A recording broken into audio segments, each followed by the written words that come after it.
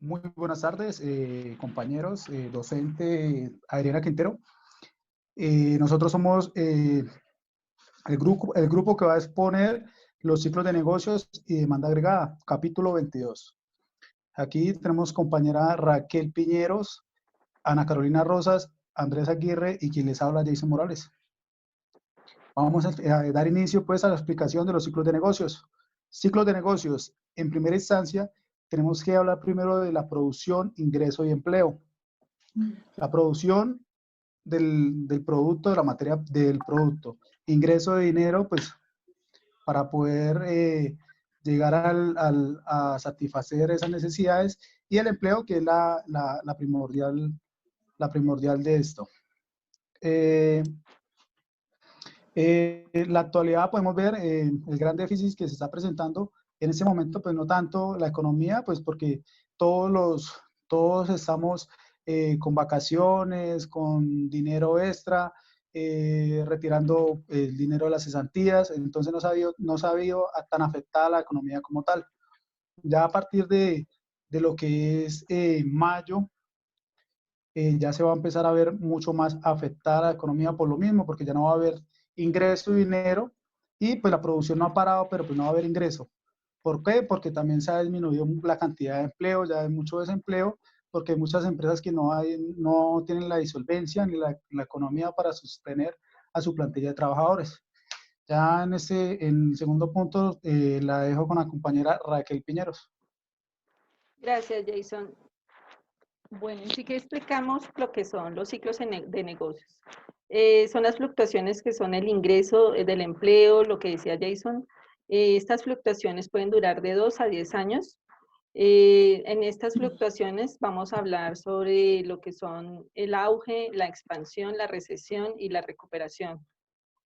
Aquí encontramos que son la recesión, que es un periodo donde hay poco ingreso de producto, empleos totales que se van disminuyendo, y pues este tiempo dura entre 2 a 6 meses, a 12 meses, perdón. Se conoce como expansión, que es una fase del ciclo económico que consiste en los picos que van subiendo de acuerdo al crecimiento de la actividad económica, y se ve que hay una recuperación o un aumento en el Producto Interno Bruto.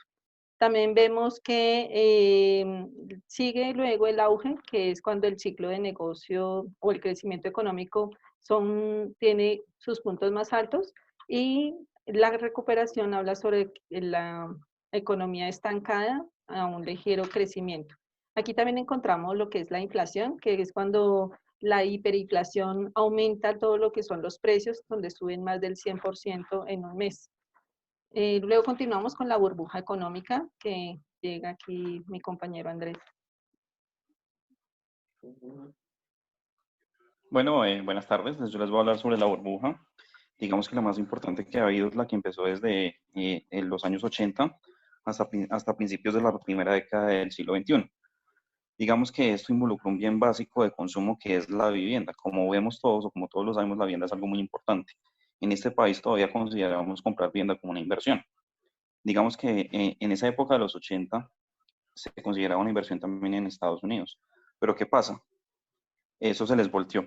¿Por qué? Porque, bueno, les voy a explicar cómo empezó todo. Resulta que la Reserva Federal de Estados Unidos, junto con la OCDE también, reflejaron que había un aumento considerable en la demanda de este bien, y en el precio empezó a subir mucho la propiedad, la finca raíz empezó a subir mucho, mucho, mucho, mucho, lo cual obviamente pues lo que vieron, el negocio que vieron ahí fueron los grandes bancos, fue hacer créditos hipotecarios. ¿Cuál fue el problema? Que esos créditos hipotecarios se hicieron sin tener nivel de riesgo a personas que posiblemente no iban a pagar, ¿cierto? Entonces empezaron a prestar una cantidad de plata para vivienda, y resulta que por allá en los 90 empezó ya lo que hablábamos ahorita, que empezó una recesión. ¿Por qué? Porque la burbuja empezó a pincharse, a desinflarse, no había estallado del todo. Entonces ahí empieza la recesión, ¿sí? ¿Por qué? Porque todo empiezan a bajar de manera excesiva las tasas, y la economía empieza a hacer su ciclo. ¿Por qué? Porque obviamente hay más inversión. Pero lo que no veían era que esa inversión se estaba haciendo hacia ese bien de consumo, un bien que estaba supervalorado. Nunca vieron eso. Además de eso, también tenemos que tener en cuenta que eso afectó también. ¿Qué se vio afectado por eso también?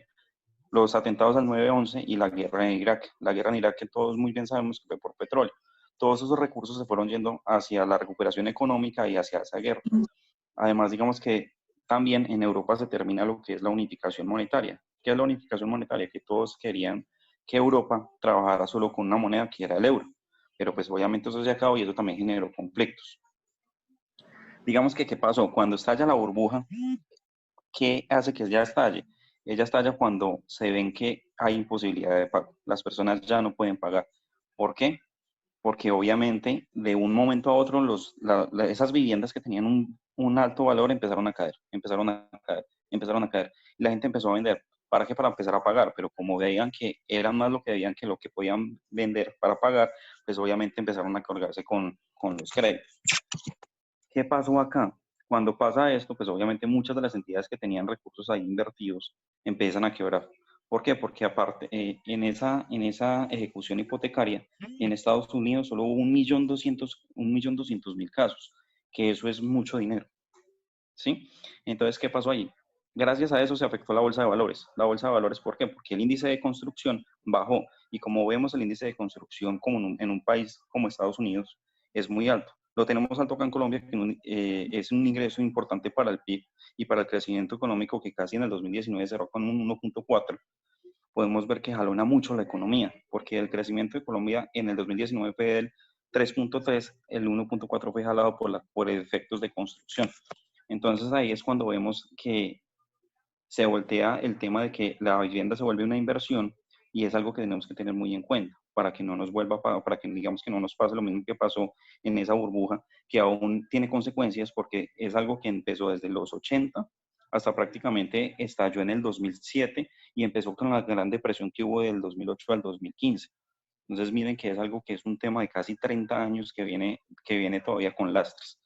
Ahorita los voy a pasar con mi compañera Carolina, que les va a explicar otro tema. Muchas gracias.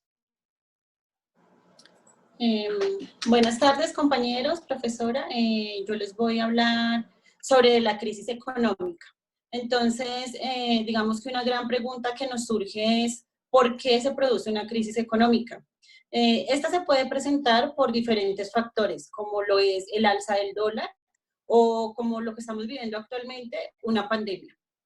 Después de que esta pandemia se acabe, lo que nos queda son muchos interrogantes. ¿Qué va a pasar después? ¿Cómo va a reaccionar el mercado? ¿Qué acciones van a tomar las empresas, los empresarios para salir adelante con sus negocios y evitar que estos vayan a la quiebra?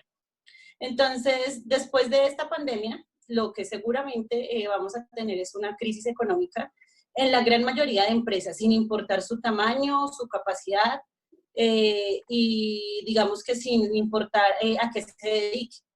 El gran desafío de los empresarios va a ser tomar riesgos al momento de decidir qué van a hacer para salir adelante.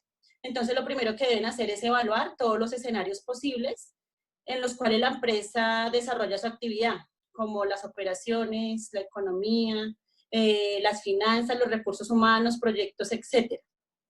Esto nos permitirá tomar un punto de partida desde el cual las empresas pueden empezar a tomar decisiones sobre su economía de su empresa.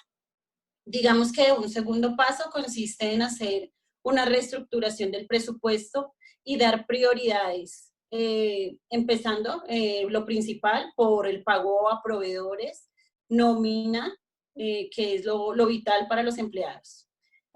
Otro tercer paso podría ser el de cuidar la caja. Los empresarios tienen que tener la prioridad de que van a emplear los recursos. De pronto tomar financiaciones con ayudas de los bancos o de los mismos proveedores que les brinden o les garanticen poder llegar a un acuerdo o a una condición de pago. Otro paso puede ser el de los negocios de la empresa, evaluar si pueden, aparte de la actividad a la que se dedican en la actualidad, empezar a implementar nuevos proyectos, empezar a innovar. Y digamos que un cuarto paso puede ser la rentabilidad de la empresa.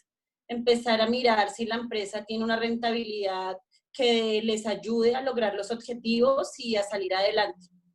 Y por último es un quinto paso que nos deja la pandemia, es mirar cómo podemos ayudar a todos los empleados que hacen parte de esto.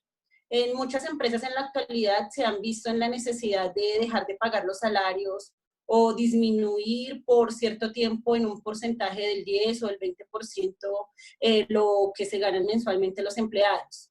Esto ha afectado muchísimo tanto a empresarios como a las personas que trabajan ahí. Pero definitivamente las empresas que más se han visto afectadas son las pymes, ya que estas no cuentan con un capital muy grande, ni tenían como, no sé, un respaldo tal vez para una crisis como la que se está presentando actualmente. Finalmente ya con esto damos por terminada nuestra presentación. A continuación vamos a hacer una actividad. Esperamos que sea de su agrado y que nos ayuden y participen todos. Gracias. Muchas gracias a todos. Gracias.